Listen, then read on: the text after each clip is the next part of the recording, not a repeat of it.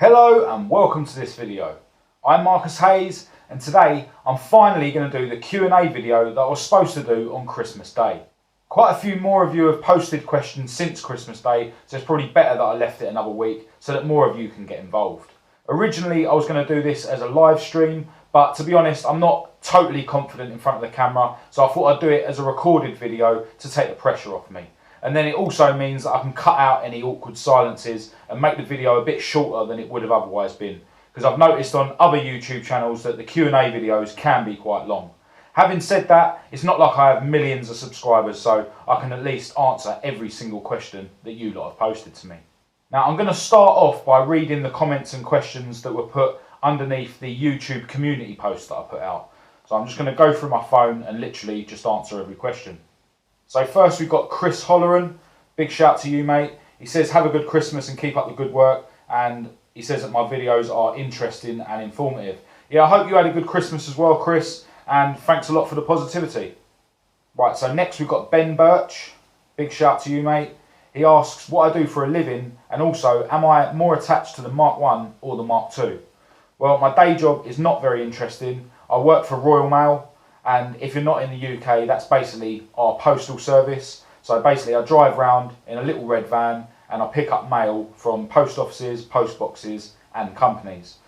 I like driving, so it suits me, and I don't have to get up really early like the delivery guys do. So I can't complain, but it's not a very interesting day job. As for whether I'm more attached to the Mark 1 or the Mark 2, that's a good question. Obviously I've owned the Mark 1 a lot longer. I've spent more money on her than I have on the Mark 2. But the Mark 2 enables me to do things that I would never do in the Mark 1, like driving it in the winter, taking it to drift days, and basically thrashing it around like I don't care about it. So I think I'm attached to both of them equally, but in very different ways. And I think it's important for me to keep both of them. Obviously, it's nice having a Mark 2 that I can drive around every day and not care about too much, but it's also nice to have more of a show car so that I can go and sort of show off rather than just drive like an idiot. So I'm going to try and keep both of them. I can't really say whether I'd rather sell one or the other. So yeah, I think I'm attached to both of them equally but in very different ways. So I hope that answers your question. Next we've got Patrick Jansen. Big shout to you. What mods for the ST170 do I recommend? Bang for buck. He also says he really enjoys watching my fast forwards, especially the Mark 1. Keep up the good work. Thanks for the positivity. As for the best mods for an ST170, the only experience I've had with an ST170 engine is in the Mark 1, which isn't actually on the road yet. So I'm going to change the question slightly if you don't mind. And I'll answer, what do I think is the best bang for buck modifications for a blacktop Z-Tech, which is what I've got in my Mark 2. And then I'll explain what I'm hoping to achieve by going ST170 in the Mark 1, and I'm actually going ST170 in the Mark 2 as well. So originally when I went with a 2 litre blacktop for the Mark 2, I wanted to do it as budget as possible. So I was going to use an adapter plate and run the standard Mark II Escort crossflow inlet manifold with the carburetor. I was going to use the ESC module, which I think is fitted to Mark III Fiestas, which is basically a cheap way of running the spark. Eventually, before I even got the engine in the car, I decided to buy a brand new inlet manifold, a brand new carburetor, and I went with the Nodis Pro ignition module. But I was still so surprised how much power I got out of a twin choke Weber. My plans were eventually to go with side drafts or maybe even Gen Vs, but I don't think I'll ever bother doing that. Even with the ST170 that I'm planning to fit to the Mark II, I think I might still stick with the twin choke Weber. Obviously plans change, but that's where I'm thinking at the moment.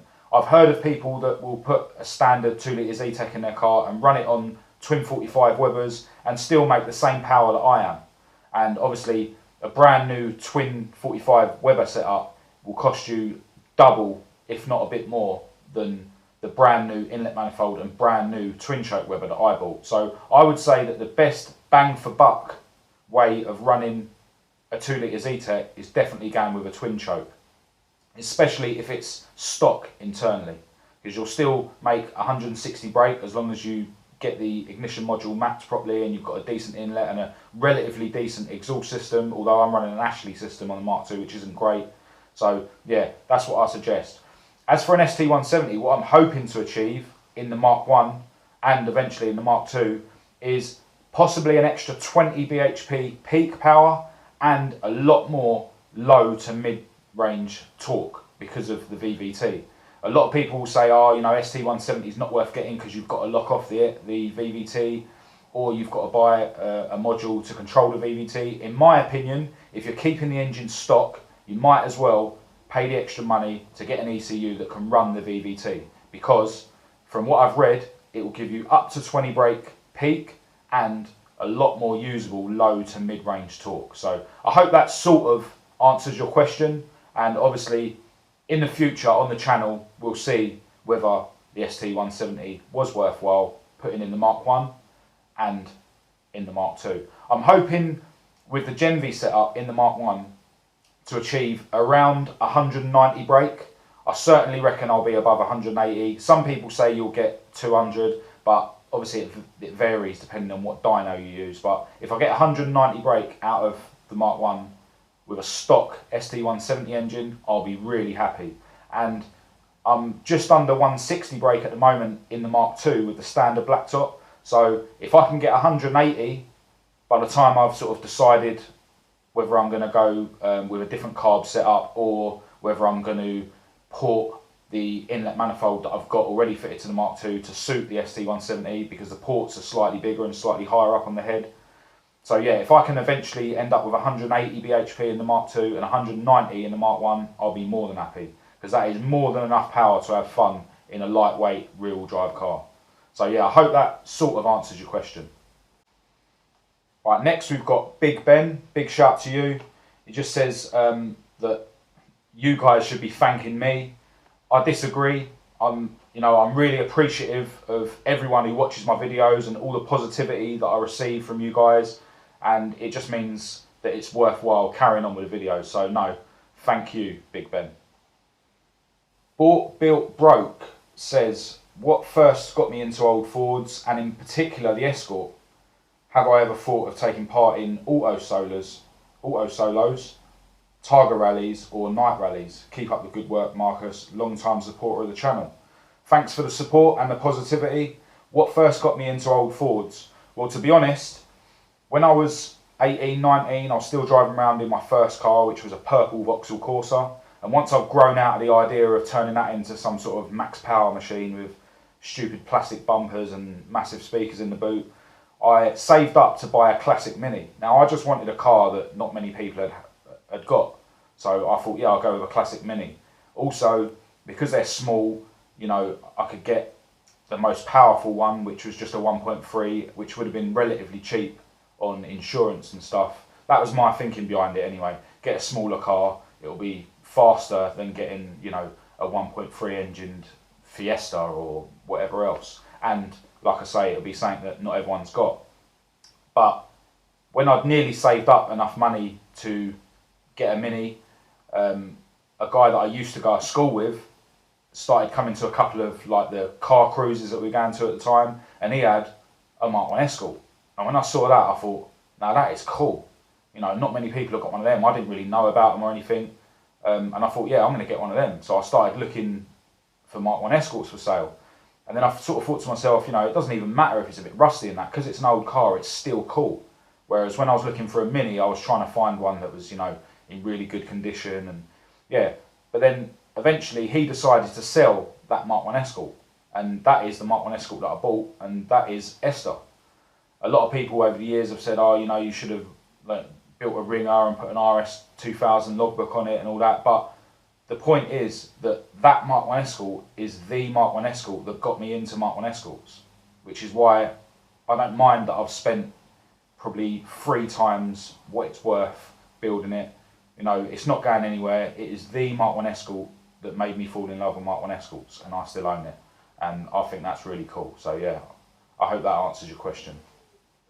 Oh, and as for the auto solos, my mate Fred, who you would have seen in some of my videos, he's got a mate that does auto solos, and we was actually thinking about going to have a look at doing those. And obviously I was looking to do that in Maud rather than Esther. So right, so next we've got Richard Powell. Shout to you, mate. He says he likes my straight talking, straightforward style. Happy Christmas. Looking forward to seeing Esther in the warmer months. Yeah, thanks for the positivity. Happy Christmas to you as well. And yeah, hopefully next spring we'll be able to get Esther on the road. Although I have been saying that for the last God knows how many years. But yeah, she pretty much just needs a remap and an MOT now. So as long as nothing drastic happens in my life, I'm sure we'll be having a full summer of fun with Esther next year. So yeah, thanks Richard Powell for your comment. Jensen Essex, shout to you, says happy Christmas Marcus, what's my car history, first car, etc, etc. Happy Christmas to you, Jensen. Right, car history, I should have wrote this down beforehand. My first car was a purple Vauxhall Corsa. My second car was Esther, my Mark 1. My third car was a Mark III Fiesta Ghia that I bought off a mate at work. Then I had a Mark II Golf, which was a 1300 4-door, which I ended up lowering and putting wide ATS cut alloys on and a big bore exhaust and that. That was quite a cool car, but that ended up in the scrapyard. What did I have after that? After that came my Mark 1 Fiesta, which now belongs to my mate Fred, which some of you may have seen in the video we did about that. Then after the Mark 1 Fiesta was Maud. I can't remember when in my car history, but I also had a Volvo 340 at some stage because I thought that would be a good cheap drift car. The only problem with that was, like, I wanted a drift car that I didn't care about too much, but I cared about it so little that when I found rust I couldn't be bothered to repair it, so that ended up in the scrapyard as well. And at some point I bought a 1998 Escort GTI, which I planned to put on the road, but then I found a bit of rust and lost interest in it, and I broke it for spares, made a little bit of profit, and my mate Nath now has the engine from that in his Mark III Escort. Yeah, that's about it, I think. Yeah, and I've had Maud ever since. So yeah, I haven't had a really interesting car history. I've never really owned a fast car. Yeah, big shout to Kev Carr. Just wishing me a Merry Christmas and says that the Q&A is definitely a good idea. So hope you had a good Christmas as well. Next we've got Dio Parsad. I hope I'm saying that alright. He says Merry Christmas. Hope you had a good Christmas as well. He's basically asking, am I going to be doing shows next year and covering more of England? Now that's definitely something that I would like to do. Obviously, sometimes when the car shows come round, I'm a bit busy. I like to try and go to at least, you know, the Classic Ford show, which is not at Santa Pod now, it's at Mallory Park. And you got the Ford shows that are at Santa Pod. I actually went to way less shows than I wanted to in 2019. I don't even think I got a chance to run Maud up the strip in 2019 because she had oil leak issues, but I was concentrating on the Mark 1 anyway, so it's not a massive deal. So I definitely want to get to more shows in 2020. And yeah, it would be good to sort of travel further north and check out some of the shows up there. And I've had a lot of people contact me on social media to sort of invite me to shows as well. So yeah, that's definitely something I want to do. If you've got any shows that are local to you, but not necessarily local to me down here in London, definitely let me know about them. You know, drop a message to the inbox of my Facebook page and we'll see what I can do. I've actually bought a diary for 2020 just to keep track of what I'm doing because I'm not very organised, and obviously with the YouTube channel and me, you know, wanting to pull my finger out with getting stuff done on both cars in 2020, you know, I decided to buy myself a diary. So yeah, if you've got any ideas of shows that are, you know, further up north or further afield from London, definitely let me know. Drop a message to my Facebook page and I'll stick it in a diary, and who knows, maybe I'll be able to attend a few. Big shout to Mark Smith, who says Merry Christmas. Hope you had a good Christmas as well, mate. And shout to Ross Jones. Merry Christmas and a Happy New Year. Same to you, mate. Yeah, so next we've got Tom Bailey. Big shout to you, mate. He says, hope me and Kat have had a good Christmas and a Happy New Year. Yep, same to you, mate. When I watch your videos, it takes me back to the good old days when I had all my old Fords, a Mark 1 XR2, a Mark 2 RS1800 in yellow. I even had a 1983 XR4i for my wedding car. You've done some great work on your motors, mate. Keep up the good work. Yeah, thanks for the positivity, Tom. yeah, really glad that you enjoy the videos. Right, next we've got the Base Hub. Big shout to you. What do you love most about old school cars? I'm 23, only passed a year ago, bought a Ford Orion as my first car, never regretted it once. Drove a couple of newer cars, they're nice, but I never get the same feeling as I do in the Orion. Yeah, I don't really know what I like about old school cars the most. I just like them. I've never really had a really modern car. My newest car I've ever had was my purple Corsa. That was my first car. That was only 7 years old when I got it. And I've never owned a car, that was a 94 car, and I've never owned a car newer than that, apart from the 98 Escort GTI, which I never actually got on the road. I think I like the simplicity of them the most. You know, you can work on them yourself. You know, they're a lot lighter than more modern cars. You know, you don't need 600 horsepower to make these cars fast. The fact that, you know, you could drive down the road in a 200 grand Aston Martin and people don't bat an eyelid, but you can drive down the road in a matte black rusty Mark II Escort and, you know, people point. You know, every time I fill it up with fuel, like, you know, there'll be like a middle-aged geezer saying, oh yeah, I remember I had one of them back in the day. You know, they're just more cool, like, overall. I can't really sort of pinpoint one thing that I prefer about them. So yeah, I hope that answers your question, but I have no plans to ever get into modern cars unless I have to for some reason, but I can't think of one. Right, next we've got Andrew Terry, who says, Merry Christmas, mate. Merry Christmas to you, mate. Who did the respray on my Mark 1 and what did it cost? It looks amazing. The truth is, I don't know what it cost because my mate done it and we done it in stages over many years, so I can't really remember what it cost. It was done by a mate of mine who goes by the name of DJ Rev, and I know he watches the videos.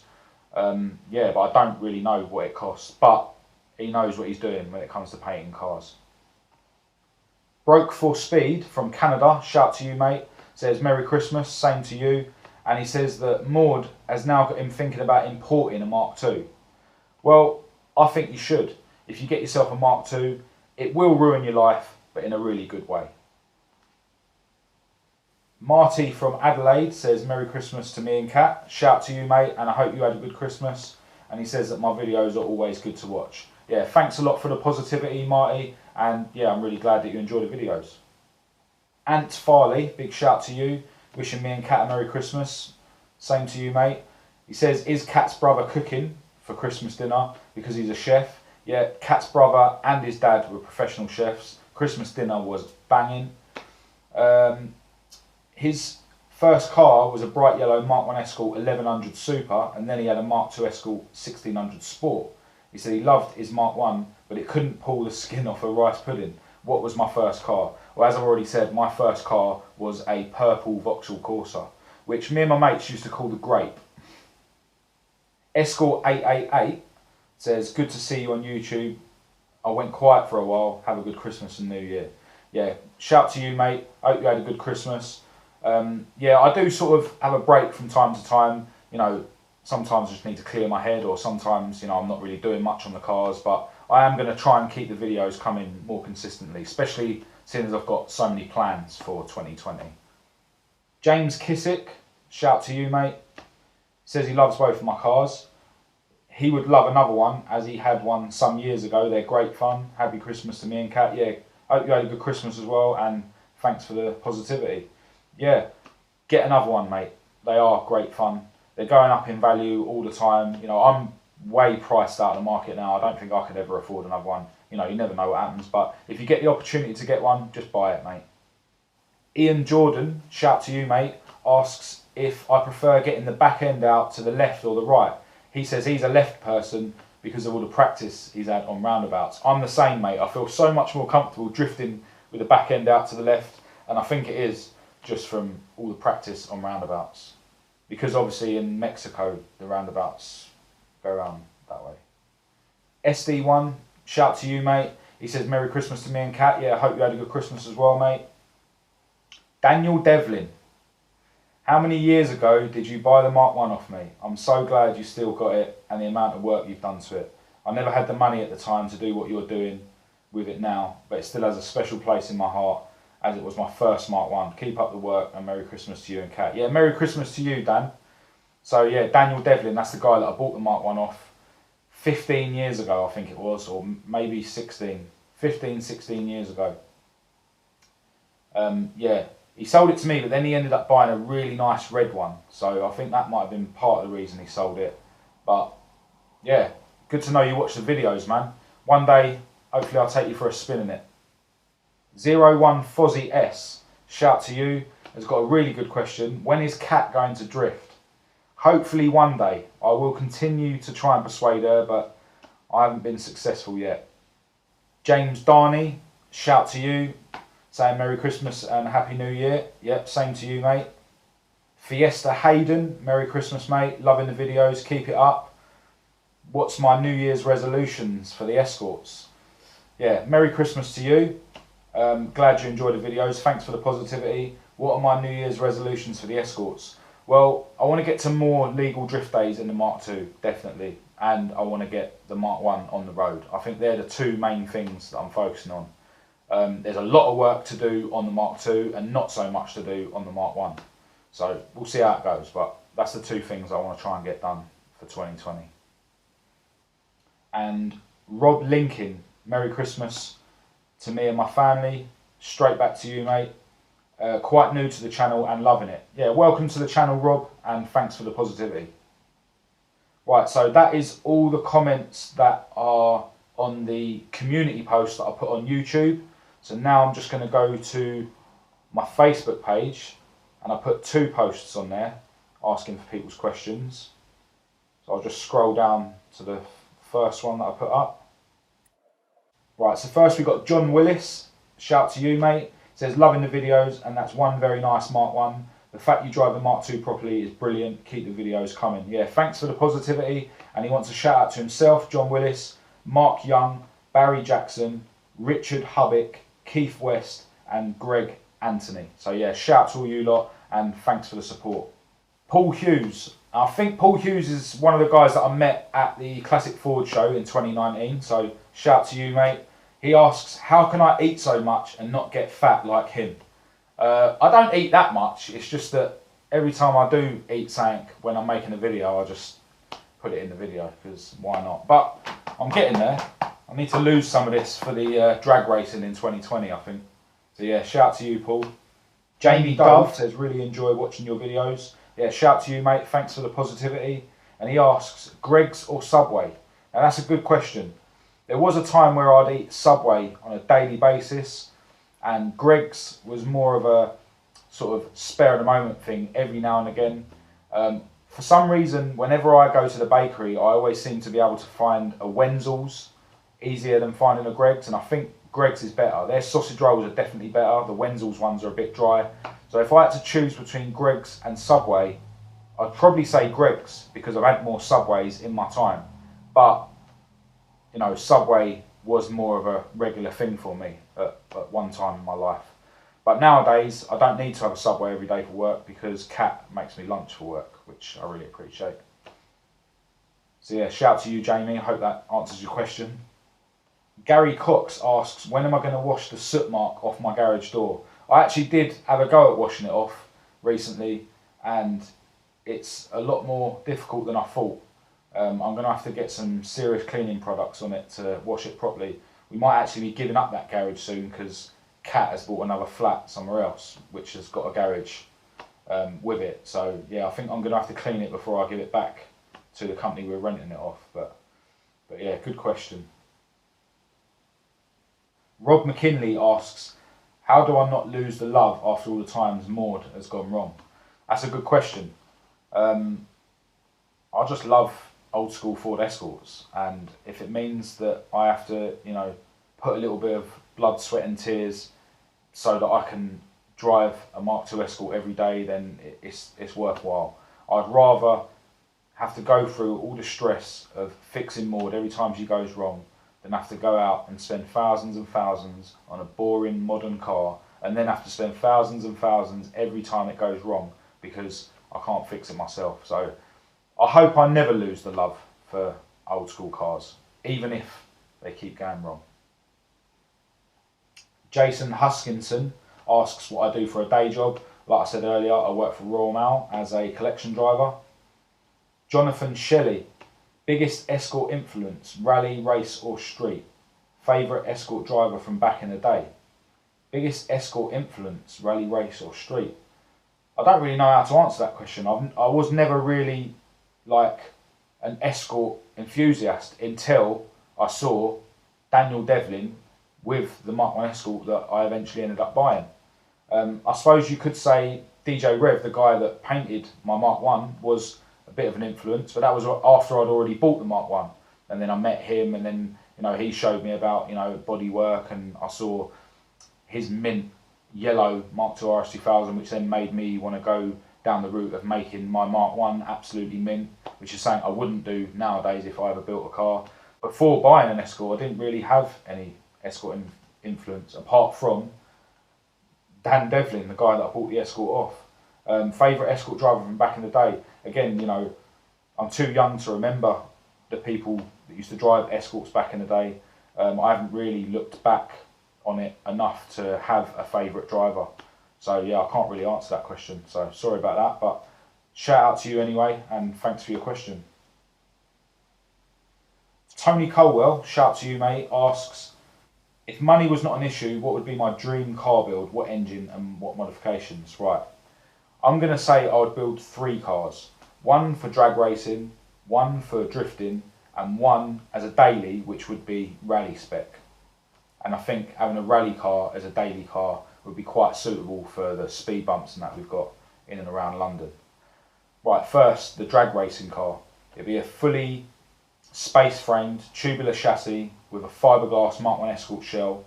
It would have some sort of big Ford V8 with 1 or 2 superchargers hanging out of the bonnet. One of those really narrow rear axles so that you can have massive wide wheels. And one of those drag racing gearboxes where you just go forward, back, forward, back.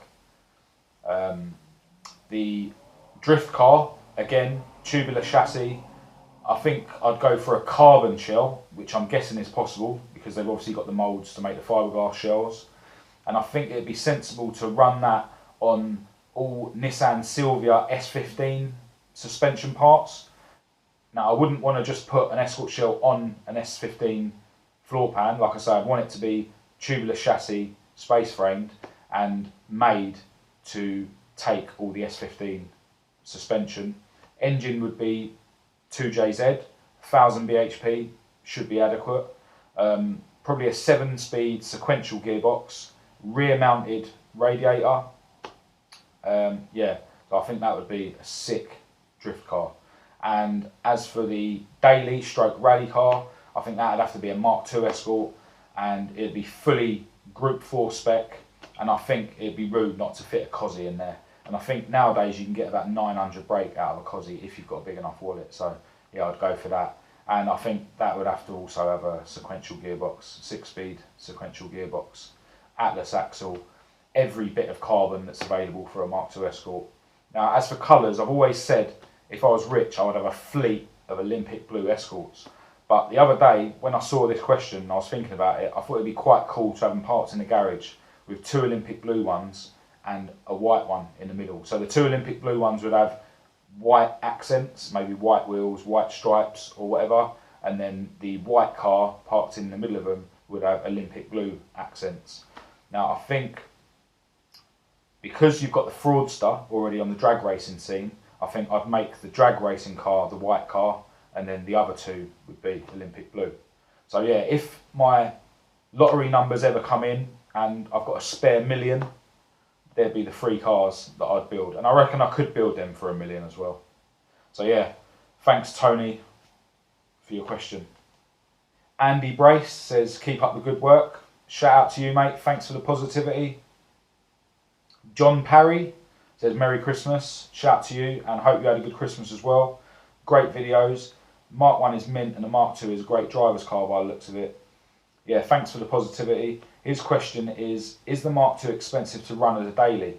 Tax, insurance, fuel, etc. He would love one as a daily driver. Keep up the good work.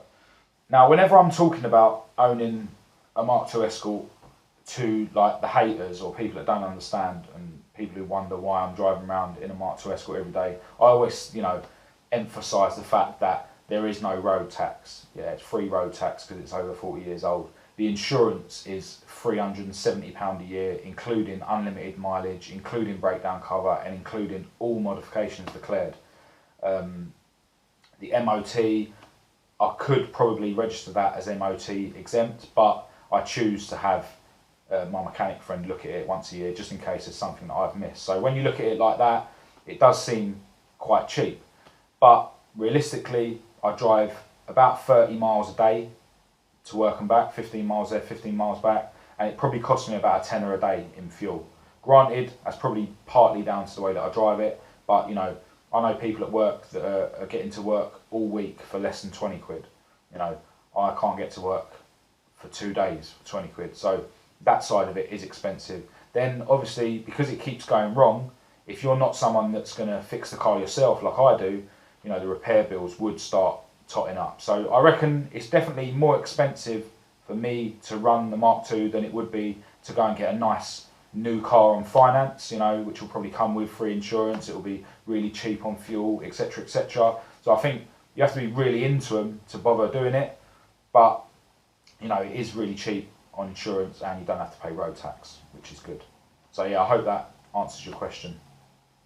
Alexki Tunanen, I hope I pronounced that right, asks, which car is more important to me, Maud or Winston? He says I'm making great videos and keep doing what I'm doing. Yeah, thanks for the positivity. I think he probably means Maud or Esther, because Winston is my girlfriend Kat's plastic Ford Fiesta, although he does come to the rescue sometimes when I need a car, when Maud's broke down. But if you're asking what's more important to me, Maud or Esther, as I answered earlier in the video, they're both equally as important to me, but in very different ways. James Nicole, shout to you, says, like all the others, Marcus, find the videos helpful and always look forward to the next one. Keeps me motivated. I'm back to the tin of my project. Maybe I'm too fussy, but when I see yours, I'll have mine nearly as good as yours. Yeah, thanks for the positivity. Really glad that you enjoy the videos and that they're helpful. Yeah, a lot of people say, you know, oh, I'd love to have a car as good as your Mark 1. She's not perfect. Like, no car out there is perfect. You know, she looks good. You know, she passes the 10-yard stare. So, you know, but, you know, you're back to the tin, you said, on your project, which is always the best way to do it. You know, you go right back to the bare metal if you're building a nice car. Obviously, I didn't do that with Maud. And, yeah, you know, there's no going back then. You know exactly what you're dealing with. So, yeah, I hope your project comes out better than Esther is. Wayne Burdett, shout to you, says, good inspiration. He's got a picture of his Mark 1 Escort here. Says he's just got his gearbox in, the Type 9, and the new wheels on. Now he's sorting out the engine and the rad pipes and the starter. And he says, keep up the good work. Yeah, thanks for the positivity. Good to know that I'm inspiring you. You know, you guys sharing your cars with me inspires me as well. And your Mark 1's looking lovely, man. Alan Brindle has also put a picture of his Mark 1, which looks like a white Mark 1 with black Mexico stripes. He says, cheers Marcus, helps keep the project going, plus some red hot tips. I'll have a few queries about finding bits in the UK next year to send to West Australia. Yeah, I've got quite a lot of followers in Australia and New Zealand. Yeah, shout to all my down under followers. Yeah, any advice you need, drop me a message to my social media. I'm not an expert, but you know, I can point you in a direction of companies and stuff, and most of them nowadays post all around the world. So yeah, if you need any help, definitely message me on Facebook and I'll help you wherever I can. And thanks for the positivity. Stephen Candy says, love your laid back videos and it keeps me excited about finishing my Mark 1. Yeah, I remember your car, Stephen, shared on my Facebook page. Yeah, glad my videos are helping, man, and I can't wait to see progress on your Mark 1. Thomas H. Nielsen from Denmark, shout to you, says, Merry Christmas to me and Kat. Hope you had a good Christmas as well. He had a Mark II two-door some years ago, but never got it fixed, so he sold it since it was sad to see it just sitting while he was working on his Ford Taunus. He says he's got a question for Kat, and that is, when will she get her own old school Ford to work on instead of Winston, the plastic Ford? I'll put that question to Kat. She's at work at the moment, but all the questions that are directed at Kat, I'm going to get her to answer on the video at the end, so stay tuned for that. He said he's also got a question for me. I see you use the same carburetor as used on the Pinto on your engine, but what inlet manifold are you using? Is it just the one from the Pinto or is it special designed to fit your engine? Looking forward to see more videos of your builds. Yeah, the inlet manifold that I've got on Maud is made by a company called Autospeed. So if you type in Autospeed inlet manifold Zetec twin choke Weber, I'm sure you'll find it. If not, send a message to my Facebook page and I'll send you a link to that inlet manifold. There's quite a few companies now making inlet manifolds to run a twin choke Weber on a Zetec, but from my research, the Autospeed one apparently is the best flowing one. And I think that part of the reason that I made as much power as I did with that setup is down to that inlet manifold. So yeah, drop a message to my Facebook page and I'll send you a link to that exact inlet manifold. Right, so now I've just got to find the second post I put on my Facebook page asking for questions from you guys. There it is. Right, so first we've got Lee Wiley, shout to you. Hi Marcus, how have you got around the issue of a speedo with the RX-8 box? That's a good question, because on the RX-8 there's no speedo drive on the gearbox. I think it runs off of one of the front wheels, maybe a speed sensor. Basically there's two options that I can think of. Either you can mount a speed sensor, some people run it on the front hub and pick up on the bolts that hold the front brake disc to the hub, but then you've got to think about the heat that's generated in that area, which might end up melting the sensor. Some people will run it so you mount it near the prop shaft and you pick up on the bolts that hold the prop shaft to the diff flange. Me personally, at least as a temporary measure, I'm probably just going to fit a GPS speedo because it's just a simple way around it, just to get the car on the road, and then later on I probably will think about fitting a speed sensor. Sam Mottram says, shout out please, big fan of the videos. Yeah, thanks for the positivity mate, big shout to you. He's included a picture of his car here and I recognise your name as well. I'm sure you've shared your car to my Facebook page in the past, so yeah, definitely keep me posted with any progress. Simon Beddoes, shout to you, says, want to run your Mark 1 with my O2, and he's put a picture of his BMW 2002. Probably my favourite BMW in terms of the shape. Yeah, if you ever see me at a set of traffic lights or down at Santa Pod, I'll be game to give you a race. Jamie Dove says, you're doing a pucker job, I enjoy the videos, big shout to Dovey in Kent, oi oi. Yeah, shout to you Dovey, thanks for the positivity. Mark Foley says, love your videos and your Mordor. Shout to you, thanks for the positivity, mate. He's put a picture of his engine bay. Looks like a Pinto running a twin choke. Yeah, if you haven't already done so, send some pictures and some details about your car to my Facebook page and I'll share it on the page if you want. Jason Huskinson says, no time for eating and drinking. Today, had to go for a drive. And he's put a picture of what I think is a Ford Falcon. Sorry if I've got that wrong. Thanks for your message. And Jason Huskinson has also put a video of him driving his car as well. Good to see you out enjoying your motor, mate. Andrew Craig has put a picture of his Ford Puma, asking, should I restore? Why not? Craig McLean says, I was bloody howling on your latest video when you said Cat is of Catholic religion and you are of the Ford religion. Just sounded like something I would say. Yeah, shout to you, Craig. I'm glad someone appreciates my poor comedy. Paul Manchester says, hey up, Marcus. Shout to you, Paul. Will Kat ever let you do any mods to Winston in the future? I'll put that question to Kat, so stay tuned to the end of the video to hear her answer. Also, what was the most terrifying or close call moment driving the Mordor you've ever had? I can't really think of one specific close call. Obviously, there was the crash I had at that drift event with the BMW. Don't know if you saw that. But I do remember a time where literally every day I would spin out on a roundabout at least once. Obviously, all that happened in Mexico, and that happens rarely now, so I'm clearly getting a little bit better at drifting roundabouts. And Paul Manchester's put another question. You're a Ford man, but if it wasn't Ford's, what would your next choice in motors be? Well, as I said earlier in the video, I was actually looking to get a classic Mini. So, you know, if it wasn't for me seeing Dan Devlin in the Mark 1, I may actually now be into Minis instead. More recently, where I've started watching YouTube channels which are more about drifting, I've started, you know, liking the idea of getting a Jap car, maybe a Nissan Silvia. I doubt I ever will, because whenever I actually think about it, I'd always still rather put that money into an Escort. Alright, they're not as easy to drift, but, you know, Escorts is where my heart lies. But Before I got my first car, which was a Vauxhall Corsa, I always loved Vauxhall Novas. So, again, if when I was younger I went down a different path, then I might never have been into Ford Escorts. But right now, all I care about is Ford Escorts. Mark Pinfield, shout to you, asks, what made you pick the engine you have in the Mark 1? Why not a Crossflow or a Pinto? I get asked this a lot.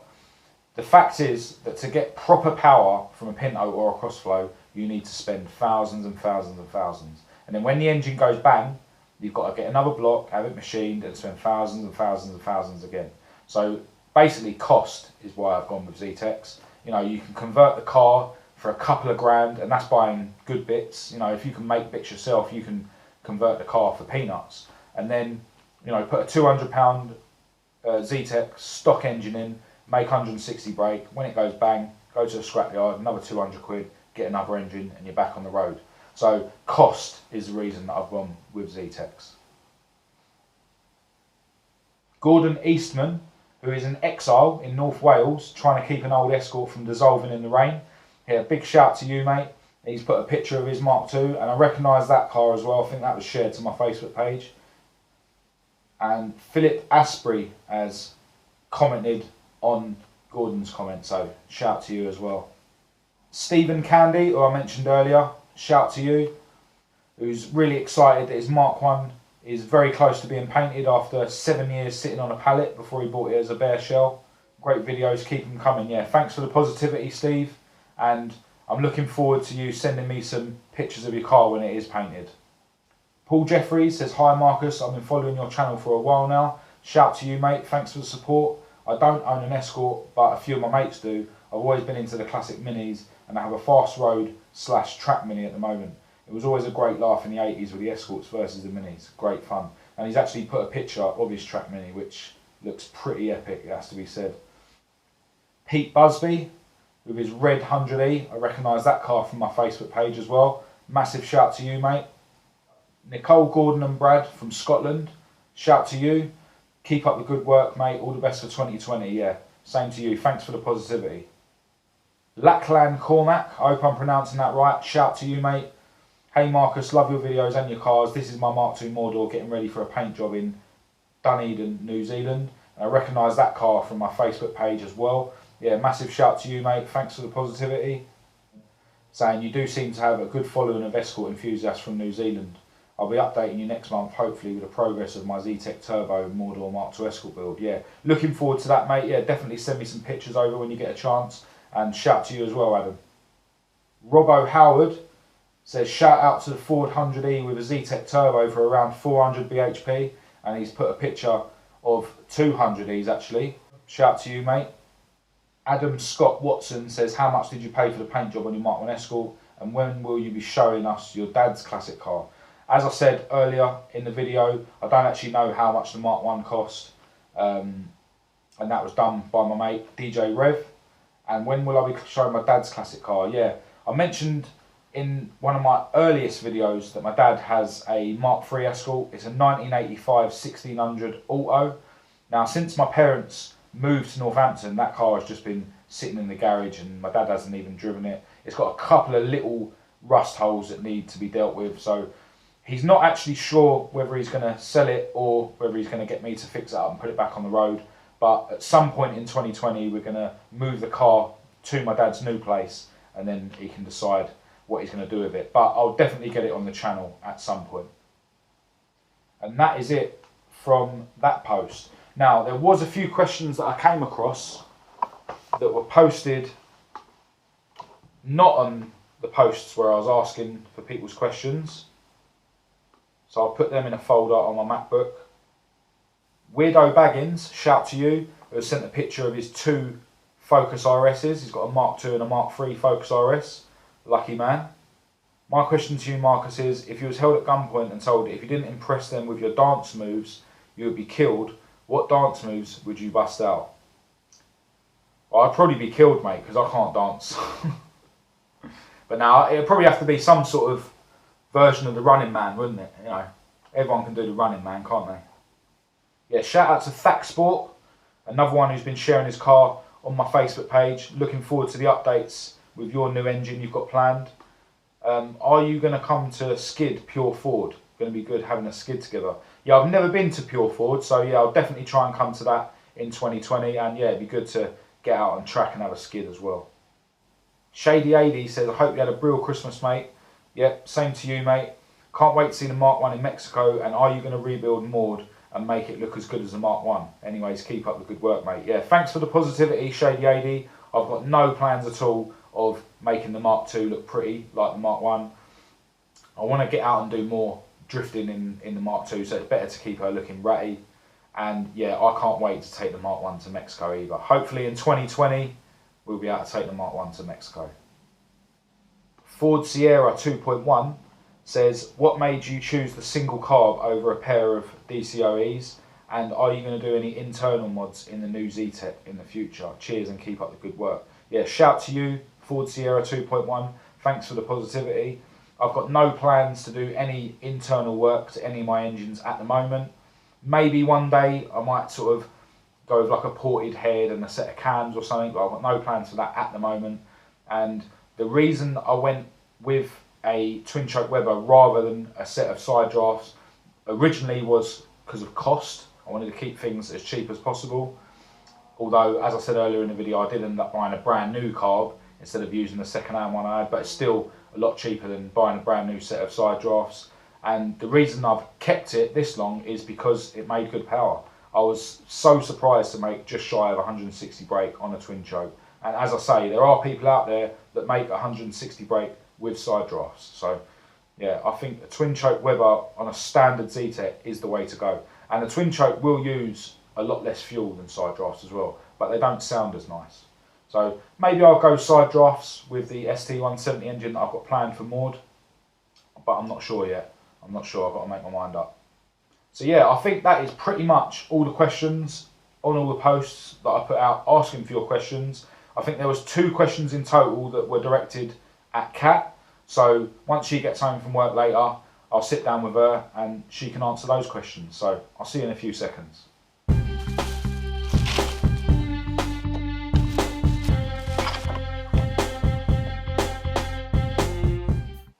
Right, so before we stuff our faces, there was a couple of questions from the Q&A that were for you. So 01 Fozzie S says, when is Kat going to drift? Oh, I don't know. I think I have to have my arm bent if I have to do it. Okay, so I'll keep trying to bend her arm. At some point in 2020, Kat will drift. Oh God. Maybe. The pressure.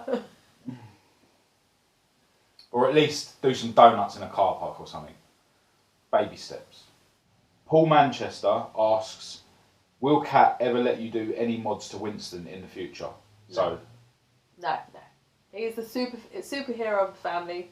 So, got to keep him standard to look after us, to make sure that when Maud has a hissy fit, he's there to save the day, because that's what he's there for. Yeah.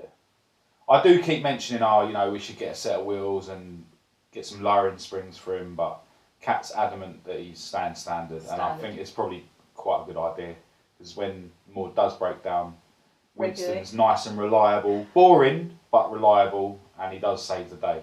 But maybe one day we'll be able to get Kat into a Mark 1 or a Mark 2 Escort as a second car, and then obviously it will get modified. Yeah.